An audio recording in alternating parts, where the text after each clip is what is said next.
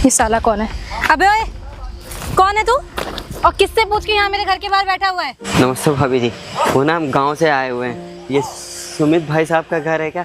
हाँ, और सुमित भाई साहब बचपन के मित्र गांव में रहते हैं। अबे ओ फटीचर, भाभी किसे बोल रहे? किस एंगल से मैं तुझे भाभी नजर आती हूँ? और क्या बोल रहे तू और सुमित बचपन का दोस्त है? देख फटीचर, यहाँ पे बकवास मत कर, सच सच बता तू है कौन और यहाँ पे क्यों आया है? अरे नहीं भाभी जी, हम सच कह रहे हैं। सुमित ना हमारा बचपन का दोस्त है। हम लोग साथ में गांव में रहते थे और बचपन में साथ में ही पढ़ते थे। एक बार उन्हें बाहर बुला दीजिए ना। इतने बड़े घर का मालिक तेरे जैसे फटीचर का, अबे साले हुलिया देख अपना, तेरे जैसे फटीचर का दोस्त होगा? देख तेरी ना यहाँ पे दाल नहीं गलने वाली। मुझे सच बता, एक सेकंड, कहीं तू चोर तो नहीं है? हमारे घर में चोरी करने आया है? या ऐसे हुलिये से तो भिखारी लग रहा है। अगर पैसे चाहिए तो बोल दे, मैं कुछ मदद कर दूंगी तेरी, लेकिन बकवास मत कर मेरे सामने। अरे नहीं भाभी जी, मुझे कोई पैसे वैसे नहीं चाहिए। वो तो मैं सुमित भाई साहब से मिलने आया था, बहुत टाइम हो गया और आप मुझे शायद पहचान नहीं रही क्योंकि मैं आपके वहाँ शादी में भी नहीं आ पाया था।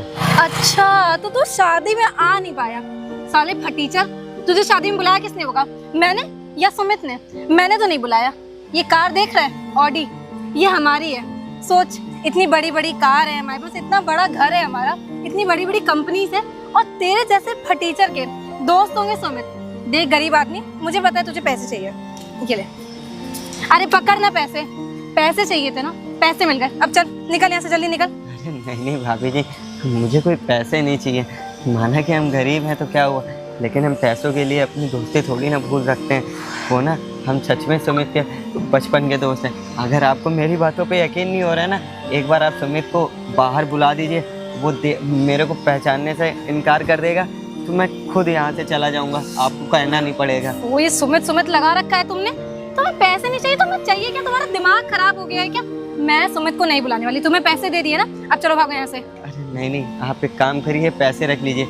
आप उन्हें एक बार बुला दीजिए, वो पहचानने से मना कर देगा तो मैं खुद चला जाऊंगा, आपको कहना नहीं पड़ेगा।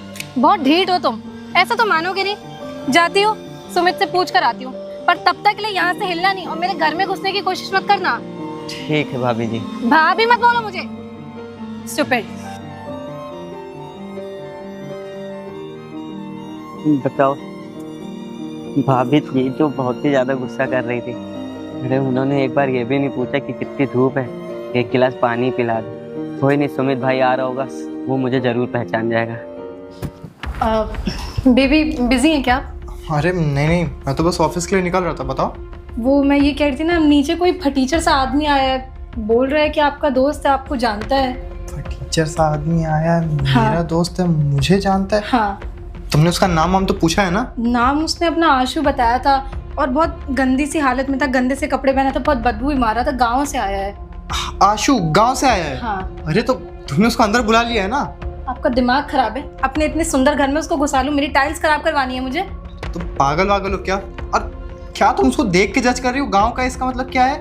तुमसे जितना बोला जाए ना उतना करो। एक काम करो, उसको जल्दी से तुम बुला के लेके आओ, घर के अंदर बैठा लो, अच्छे से पानी वानी दो, बाकी मैं आ रहा हूँ। वो ना मेरे बचपन का दोस्त है आशु, मुझे लगता है वही मिलने आया है। देखिए सुमित, आपको अगर उससे मिलना है तो आप जाके नीचे मिलिए, मैं उस फटीचर को अपने घर में नहीं घुसने दूंगी। अच्छा, तुम क्या बकवास कर रही हो? तुमसे जितना बोला जाए ना तुम उतना करो।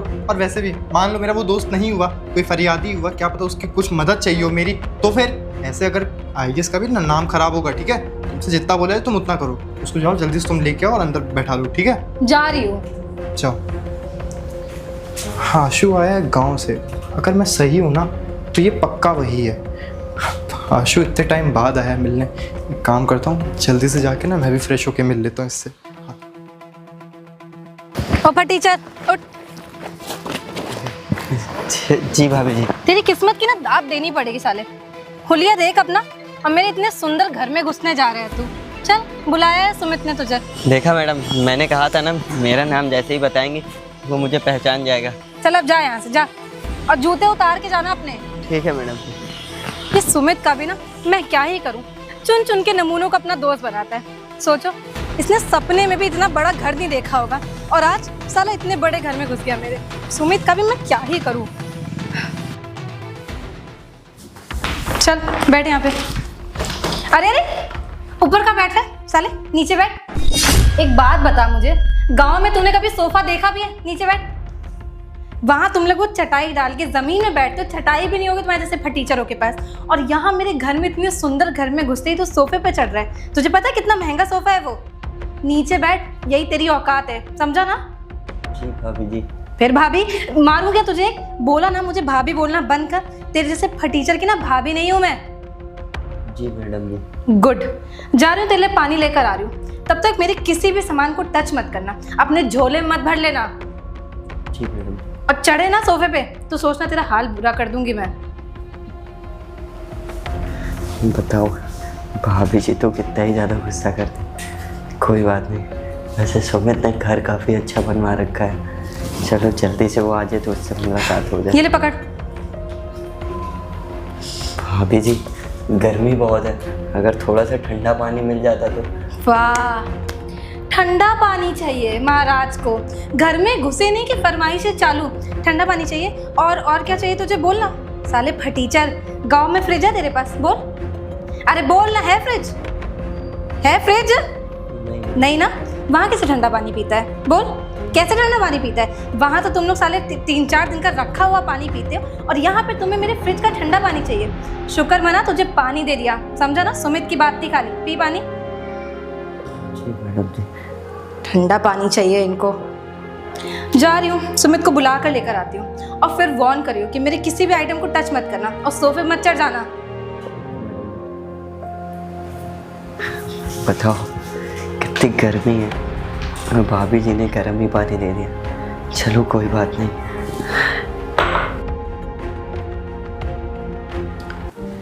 अरे आशु मेरे भाई। अरे सुमित भाई। कैसा है आशु मेरे भाई? मैं तो ठीक हूँ, तू और बता। नीचे बैठा हुआ है, चलो इधर आओ, सोफे बैठो तुम। आशु तुम इतने टाइम से गायब थे, हाँ? ना एक कॉल, ना एक मैसेज, एक चिट्ठी तक नहीं भिजवाई तुमने। अरे तेरा जो पुराना नंबर था वो लग ही नहीं रहा था। अब तेरा नया नंबर होता तो तुझे कॉल भी करता। हाँ मैंने वो तो नंबर। बहुत बार कॉल करने की कोशिश की, लेकिन तुझसे बात ही नहीं हो पाई। ये बात तो तुम्हारी सही है। वो नंबर ना मेरा बंद हो गया था क्योंकि उस पर बहुत ज़्यादा कॉल आने लगे थे, इसलिए मैंने नया नंबर ले लिया था। खैर वो सब तुम छोड़ो, तुम अपनी भाभी से मिले कि नहीं मिले? हाँ भाभी जी से तो मिला, लेकिन वो मुझे पहचान नहीं पा रही थी। अरे अब पहचानती भी कैसे?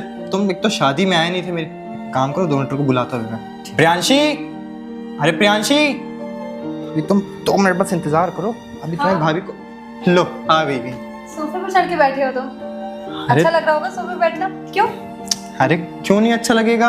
और वैसे भी वो मेरा बचपन का दोस्त है, इतने टाइम बाद आया है। अभी मैं देखा वो नीचे बैठा हुआ था, तुम उसको सोफे पे बैठने के लिए नहीं बोली क्या? नहीं, मैंने बोला था, एक्चुअली गरीबों की आदत होती है जमीन पे बैठने की, इस वजह से। प्रियांशी तुम अपनी तमीज भूल गई हो क्या? हाँ, ऐसे बात की जाती किसी से? छोड़ना भाई, जाने दे। तू तो गांव आना जाना बिल्कुल बंद ही कर दिया। तुझे पता है बाबूजी तुझे बहुत याद करते हैं, और वो कहते हैं देखो सुमित को जब से शहर चला गया, बड़ा आदमी क्या बन गया, वो तो हम लोग को भूल ही गया। अरे नहीं आशु भाई, ऐसा कुछ भी नहीं है। अब वो क्या है ना कि मैं जब से यहाँ पे आया हूँ, IAS बन गया हूँ, मेरी 2-3 कंपनियाँ खुल गई हैं, उसके बाद से मैं इतना बिजी हो गया ना कि मैं खुद घर पे टाइम नहीं दे पाता हूँ। अब शहर से बाहर जाना तो बहुत दूर की बात हो गई। खैर वो सब बताओ, बाबूजी की कैसे हैं और माताजी कैसी हैं?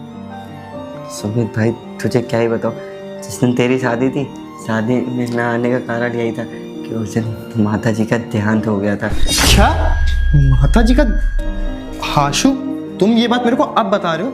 मेरी शादी हो गई, इतना टाइम बीत गया, उसके बाद तुम मेरे को अब बता रहे हो कि माता जी का देहांत हो गया? अरे उनको मैं ना एकदम अपनी माँ जैसा मानता था। हाँ, वो भी मुझे अपने छोटे बेटे जैसा प्यार करती थी। और तुमने मुझे एक बार भी सब बताना ज़रूरी नहीं समझा। क्या बताता यार, तेरी शादी थी उस दिन, और मैं नहीं चाहता था कि तू शादी आदि छोड़ छाड़ के गाँव आ। और तुझे पता है माता जी के गुजर जाने के बाद बाबूजी की भी तबीयत ठीक नहीं रहती। उनकी ही दवा लेने में लखनऊ आया था, और उनके इलाज में इतना सारा पैसा लग गया कि मैं सोच भी नहीं सकता। उनके इलाज के लिए मैंने गांव के मुखिया से 3 लाख रुपए उधार लिए थे। अगर कुछ पैसों की मदद हो जाती भाई। अरे आशु कैसी बात करो पैसों की मदद? और तुमको मेरे होते हुए मुखिया से पैसे लेने की क्या जरूरत पड़ी? तुम मुझसे बोलते 3 लाख नहीं, मैं तुमको 5 लाख रुपए देता। तुम एक काम करो, उसकी टेंशन ना लो, अभी मैं हूँ ना। प्रियांशी एक काम करो, जाओ मेरे ड्रॉर से 3 लाख रुपए ले आओ। मुझे पता था, मुझे 100% पता था कि यही होने वाला है। ये साला फटीचर मेरे घर में घुसा है, किसी ना किसी कारण से तो घुसा होगा। साले 2 कौड़ी के आदमी, कितने घटिया हो तुम। अपने दोस्त से मिलने आए हो, यहाँ पे मुंह फाड़ के तुम पैसे मांग रहे हो। और आपका तो मैं क्या ही करूँ। अरे इसकी हालत देखो, इसकी औकात है कभी हमें पैसे लौटा प्रियांशी, इतनी देर से तुम्हें बकवास में सुने जा रहा हूँ। गरीब है, सोफे पे बैठ गया, मजा आ गया होगा, और अपने दोस्त से पैसे मांग लो। तुम्हें भी पता ही क्या उसके बारे में। और तुमसे तो मैं तब मिला ना जब मैं आईएएस बन चुका था। लेकिन जब मैं आईएएस नहीं बना था, मेरे पास कुछ नहीं था, जब मेरे पास ना एक फूटी कौड़ी तक की नहीं थी, तब तुम्हें पता है कि मैं आईएएस यहाँ तक बन कैसे गया? सुनना चाहती हो तो लो सुनो। बताओ, लकड़ियाँ काट काट के कहाँ से हम अपने फार्म भरने का पैसा इकट्ठा करेंगे? अब आईएएस का फार्म तो हमको भरना है, लेकिन जो काम हम कर रहे हैं उससे तो फार्म भरने का पैसा तक नहीं आएगा। और महंगी महंगी कोचिंग भी है, हमने सुना है बिना कोचिंग के। अरे सुमित भाई, अरे आंसू भैया, बैठो बैठो बैठो। अरे तुमका यार बहुत ढूंढे, तुमरे घर गए, लेकिन वहाँ पता चला कि तुम जंगल में लकड़ी काटे गए हो। हमरा भी घूमे का मन है, तो सोचा चलो जंगले टहल आए चल के। और सब बढ़िया? क्या बात है, बड़ा परेशान लग रहे हो। आंसू भैया, आपसे क्या ही छुपा है, आपको तो पता ही है हम लकड़ी काटने का काम करते हैं। और लकड़ी काटने का काम करके ना भैया हम आईएएस अफसर की तैयारी भी कर रहे हैं। पर क्या ही बताएं, भगवान की लीला है। अब ये सब काम करके हमारे पास पैसा ही नहीं हो पा रहा है कि हम फार्म भर पाएँ। फार्म? काहे का फार्म? तुम हमका बेझिझक बताओ, काहे परेशान हो? तो यार बचपन के दोस्त हो, हमेशा साथ में खाए पिए, खेले कूदे हैं। अगर हमसे जो मदद हो पाई हम मदद करबे। तुमका कितने पैसन की जरूरत है? भैया ऐसी बात है ना, तो हमका 1500 रुपया चाहिए भैया। लेकिन भैया हम आपसे वादा कर रहे हैं, जैसे हमारी नौकरी लग जाए हम भैया आपका पैसा लौटा दे। 1500 की जरूरत है ना तुम्हें, हम तुमका 5000 रुपये दे रहे हैं। फॉर्म भी भरो और जाके अच्छे से मेहनत करो। अगर कुछ बन जाइयो तो गांव का नाम रोशन हुई और हमारा नाम रोशन हुई कि बताओ बचपन का दोस्त रहे, आज कहाँ से कहाँ। हमरा तो वैसे पढ़े लिखे में मन नहीं लगा थे, देखा तो हम डेयरी वाला काम करे थे। आप भी डेयरी पर से निकले, सोचे तुमसे मिल ली, बहुत दिन हो गए मुलाकात नहीं हुई। चलो ये रहे पूरे 5000 रुपये, इनका अपने पास रखो। फार्म भर के बढ़िया से तैयारी करो, और कोई भी चीज़ की ज़रूरत हो हमसे बताओ बेझिझक। नहीं भैया, हमका बस 1500 रुपये चाहिए था, लेकिन आप 5000 दे दियो ना, तब हम इससे बढ़िया आईएएस की किताबें लेके आएंगे। वो कानून संविधान वाली किताबें हम लेके आएंगे। बढ़िया से मन लगा के पढ़ाई करना। अच्छा ठीक है, हम चलिए थे, शाम का चारा करे का टाइम हो गया है। बहुत ठीक है भैया, बहुत धन्यवाद। कोई भी ज़रूरत हो हमका ज़रूर याद करो। बिल्कुल भैया, बिल्कुल। हाँ हम चलिए थे। बताओ, आज हमारी आंसू भैया अगर ना होते तो हमारा सपना तो धरा का धरा ही रह जाता। अरे हमको आईएएस बनने के लिए फार्म का पैसा चाहिए था, आंसू भैया भगवान बन के आए और हमको पैसा दे दिए। अब ना खूब मेहनत करेंगे, चलते हैं। आप समझ में आया क्या हुआ था? ऐसे जाके मैं आईएएस अफसर बना था। और तुम इस बेचारे आशु को इतना भला बुरा बोल रही हो। अरे आज मैं जो भी कुछ हूँ ना, जहाँ भी हूँ, जितना भी मेरे पास पैसा प्रॉपर्टी जो भी कुछ बनाया हूँ, सिर्फ और सिर्फ आशु की वजह से। और तुम इसी को ऐसा बोले जा रही हो। छोड़ लो भाई, जाने दे। अब उन्हें अगर पता ही होता तो वो मेरे साथ ऐसे क्यों ही करती। अब उनसे गलती हो गई, कोई बात नहीं भाभी जी। अगर आपको ये सब पता होता तो मुझे पूरा यकीन है कि आप मेरे साथ ऐसा व्यवहार ना करती। आशु भैया, I am really very sorry. मुझे नहीं पता था कि आपने सुमित की इतनी मदद करी है, कि आज वो जो कुछ भी है आईएएस है, उनकी जो भी कंपनीज वगैरह, वो आपकी वजह से। अगर मुझे पता होता ना तो मैं आपके साथ कभी ऐसे बिहेव नहीं करती। मुझे माफ़ कर दीजिए, अपनी छोटी बहन या अपनी भाभी समझकर। आशु भैया, मैंने आपको ज़मीन में बैठाया, आपको गर्म पानी पिलाया। गर्म पानी? तुमने आशु को गर्म पानी पिलाया? अरे कोई बात नहीं सुमित भाई, जाने दे। और तू तो बाबूजी तेरे को ना गांव बुला रहे थे, अगर तू एक बार आता उनसे मिल लेता तो उनका बहुत ज़्यादा अच्छा लगता। अच्छा 2 मिनट रुको। प्रियांशी, तुम जाओ पहले पैसे लेके आओ। हाँ, मैं लेकर आता हूँ। हाँ, तुम कहते बाबूजी मुझे बुला रहे थे। अरे बाबूजी से तो मैं कभी भी मिल लूँगा। और वैसे भी तू बता, अभी तू इतने टाइम बाद घर आया है, मेरे से थोड़ा बैठ बात का। और बता, गांव में भी आज भी वो आम का पेड़ है कि नहीं जिसमें हम लोग रस्सी लगा के झूला? कबर्ड में ना 1 लाख थे, आप बाकी के इनके अकाउंट में डाल दीजिए। 1 लाख थे? हाँ। चलो कोई नहीं। आशु ये लो, ये रहे 1 लाख रुपए। और तुमने कितने बोला? तुमको 3 लाख रुपए चाहिए ना? तो एक काम करना, अपना खाता नंबर मुझे दे देना, उसमें मैं ना 3 लाख रुपए पूरे डलवा दूंगा। ये 1 लाख रुपए तुम अपने पास रखो हिफाजत से आगे के काम के लिए। सुमित भाई, ये तुम्हारा एहसान कभी नहीं भूलूंगा। अपना मैं कर्जे से मुक्त हो जाऊंगा। और बाबूजी को भी जब पता चलता है मुखिया वो बार बार घर आता है, बाबूजी इसलिए और ज़्यादा बीमार पड़ जाते हैं। नहीं, और वो मुखिया उसको ना पूरे जाके पैसे ब्याज सही देना, ठीक। और हाँ, जो तुमने अभी बोला ना कि तुम्हारा ये एहसान कभी नहीं भूलूंगा, तो आशु भाई एहसान मैं नहीं, एहसान तो तुमने मुझ पे किया था उस दिन मेरे फॉर्म के लिए पैसे देके। अगर तुम मेरे को फॉर्म के लिए पैसे ही ना देते तो आज ना तो मैं IAS बनता, ना मेरी 2-3 कंपनियां चलती, और ना मैं तुम्हें मदद कर पाता। तो कहते नहीं कि कर्मा लौट के मेरे पास आता ही है, तो तुमने मेरे साथ अच्छा किया था, इसलिए तुम्हारे साथ भी ना आज अच्छा हो रहा है। बिल्कुल सही कह रहे हैं सुमित, आप ना बहुत अच्छे इंसान हो। आपने सुमित की इतनी मदद करी कि वो आज यहाँ तक पहुँचे, और मुझे आपके साथ ना ऐसे बिहेव नहीं करना चाहिए था। आपके कपड़े देख के आपको जज नहीं करना चाहिए था। अरे भैया कोई बात नहीं भाभी जी, अगर आपको अपनी गलती का रियलाइज़ हो गया, इससे अच्छी क्या ही बात हो सकती है। और सुमित, तू ना कुछ दिनों की छुट्टी लेके गांव भागा, बाबूजी भी तेरे को देखेंगे तो बहुत खुश हो जाएंगे, और अरे उनका भी बहुत ज़्यादा मन है तुझसे मिलने का। हाँ हाँ बिल्कुल बिल्कुल, क्यों नहीं आऊँगा मैं। और वैसे भी मैं अकेले नहीं, तुम्हारी भाभी को भी साथ लेके आऊँगा। और प्रियांशी, तुम कहती थी ना कि तुमने कभी गांव नहीं देखा, कभी नदियाँ नहीं देखी है, तो अब की बार जब हमारे गांव चलना तब तुमको हम बढ़िया नदी दिखाएंगे, गांव दिखाएंगे, पूरा गांव कैसा होता है, वहाँ के लोग कैसे रहते, खाते पीते, सब कुछ दिखाऊंगा हम लोग का। बिल्कुल सही कह रहे हैं आप। हाँ भाभी जी, आप लोगों को लगता है कि गांव के लोग ज़मीन में बैठते हैं और ठंडा पानी नहीं पीते। तो मैडम जी, आप गांव आएंगे ना तो आपको हम सुराही का और मटके का पानी पिलाएंगे, ठंडा ठंडा। आशिफ भाई, आप मुझे भाभी बोल सकते हो। मेरे से जो आप जाने में हो गया, मुझे माफ़ कर दीजिए। चलो कोई नहीं। आशु, तुम ना बहुत थक गए होगे, इतनी दूर गांव से आए हो। और वैसे आए कैसे थे तुम? अरे मैं ट्रेन से आया था। अरे मैं चला जाऊँगा। अरे नहीं नहीं, जाने वाने की कोई ज़रूरत नहीं है। अभी भाभी तुम्हारे लिए बढ़िया बढ़िया खाने के लिए बना रही हैं, आराम से खाओ पियो, 1-2 दिन रुको, उसके बाद जाना तुम, ठीक है? वॉशरूम में सामने आप यूज़ कर दीजिए। हाँ, है ना? ठीक है। जाओ, तुम एक काम करो, चेंज कर लो। सुमित, मुझे माफ़ कर दीजिए। मैंने ना आशिफ भाई के साथ बहुत गलत बिहेव किया। मुझे ऐसे नहीं बात करनी चाहिए थी उनसे। अरे प्रियांशी, तुमको मैंने कितनी बार समझाया, किसी को देख कैसे जज नहीं करते हैं। और वैसे भी आज मेरे पास जो भी कुछ है ना, सिर्फ और सिर्फ इस आशु की वजह से। तुमने उसके साथ इतना गलत व्यवहार किया। अरे सॉरी सुमित, आगे से ऐसा कभी नहीं करूँगी।